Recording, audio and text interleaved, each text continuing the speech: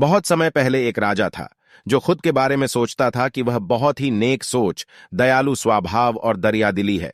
उसे लगता था कि वह स्थितियों को सही से समझने, हर बात पर न्याय करने और हर विषय में उचित विचार रखने वाला व्यक्ति है। राजा की 3 बेटियां थीं।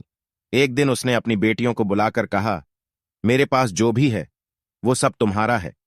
तुम तीनों को मुझसे ही जीवन मिला है। मेरी इच्छानुसार ही तुम तीनों का भूत, वर्तमान और भविष्य बना हुआ है, जो आगे भी ऐसे ही बना रहेगा। मैं ही तुम तीनों का भाग्य बनाता। राजा की यह बात सुनकर उसकी 2 बेटियों ने शांत मन से राजा की बात में हामी भर दी, लेकिन तीसरी बेटी ने ऐसा नहीं किया। उसने कहा, नहीं, मुझे तो नहीं लगता है कि आपके हाथों में मेरा भाग्य है। राजा यह सुनते ही गुस्से में आ गया। उसने अपनी तीसरी बेटी की कही बातों को एक चुनौती के रूप में स्वीकार किया। उसने खुद को अपनी तीसरी बेटी के सामने सही साबित करने की ठान ली और उसे जेल में बंदी बना दिया। इस वजह से राजा की तीसरी बेटी कई सालों तक जेल में ही बंद रही। राजा और उसकी बाकी की बेटियां राजसी जीवन जीते रहे। राजा मन ही मन सोचता है कि यह मेरा ही हुक्म है जो मेरी जिद्दी बेटी जेल में कैद है। लोगों को भी यही लग रहा होगा कि राजा का ही हुक्म है जो उसकी बेटी को ऐसा भाग्य मिला है। उसकी प्रजा के लोग भी यही सोचते थे। उन्हें लगता था कि राजा की तीसरी बेटी ने जरूर कोई गलत कार्य किया होगा, तभी उसे जेल में कैद करके रखा गया है, वरना कोई भी पिता अपनी बेटी के साथ भला ऐसा क्यों ही करेगा। राजा कभी कभी जेल में कैद अपनी तीसरी बेटी से मिलने के लिए जाता था। उसकी बेटी बहुत कमजोर हो गई थी, लेकिन अभी भी उसके विचारों में कोई बदलाव नहीं आया था। मगर राजा अपनी कमजोर होती बेटी की हालात और नहीं देख पा रहा था। एक दिन उसने अपनी तीसरी बेटी से कहा, इस तरह से तुम्हारा जिद करना मुझे बहुत गुस्सा दिलाता है। अगर तुम इसी तरह मेरी आंखों के सामने रही तो गुस्से में मैं न जाने क्या कर बैठूंगा। मैं तुम्हें मौत की सजा भी दे सकता है, लेकिन मैं एक अच्छे दिल का हूं, इसलिए मैंने सोचा है कि तुम अब मेरे राज्य के पास के ही एक जंगल वाली जमीन पर जानवरों के साथ रहोगी। राजा ने आगे कहा, उस जंगल में सिर्फ उन्हीं लोगों को रखा जाता है जो मेरे आदेश का पालन नहीं करते।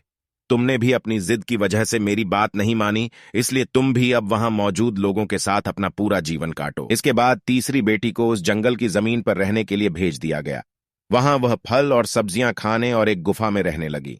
उसके पास पीने के लिए झरने का पानी और ठंड से बचने के लिए सिर्फ सूरज की धूप का ही सहारा था। वहां की खुली हवा में रहते हुए और फल फूल खाते खाते वो जल्द ही पूरी तरह से स्वस्थ हो गई। उसने वहां पर खेती करना भी शुरू कर दिया। गुफा को उसने घर की तरह सजा लिया था और खुशी खुशी वहीं रहती थी। एक दिन वहां पर एक भटकता हुआ राहगीर आ पहुंचा। उसे देखते ही देखते राजा की तीसरी बेटी से प्रेम हो गया और दोनों खुशी खुशी वहीं रहने लगे। उस जंगल में उन दोनों के अलावा और भी कई लोग रहते थे, जिनकी मदद से उन्होंने उस जंगल को एक शहर के रूप में बदल दिया। कुछ ही सालों में राजा की तीसरी बेटी और वो राहगीर उस शहर के राजा रानी बन गए। अब उनके शहर की चर्चा दूर दूर तक होने लगी। जैसे ही इसकी जानकारी राजा को मिली, वह उस जंगल में सब कुछ देखने के लिए पहुंच गया। जब उसने वहां की राजगद्दी पर अपनी बेटी को बैठे देखा और साथ में एक खूबसूरत युवक को, तो उसके होश उड़ गए। राजा की बेटी ने अपने महल में अपने पिता का पूरे सम्मान के साथ स्वागत किया।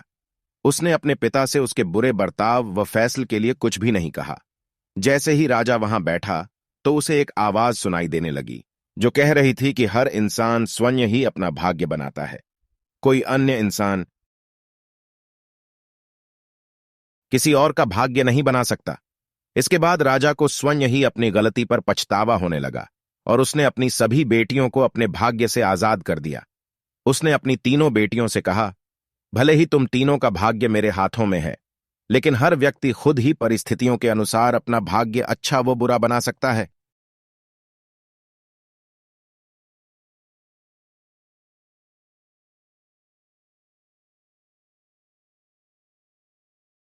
कहानी से सीख। राजा और उसकी 3 बेटियों की कहानी हमें यह सीख देती है कि कोई भी व्यक्ति किसी का भाग्य बना या बिगाड़ नहीं सकता। हमारा भाग्य स्वयं हमारे हाथों में ही होता है, जिसे हम अपनी सूझबूझ से बुरी परिस्थितियों में भी अच्छा बना सकते हैं।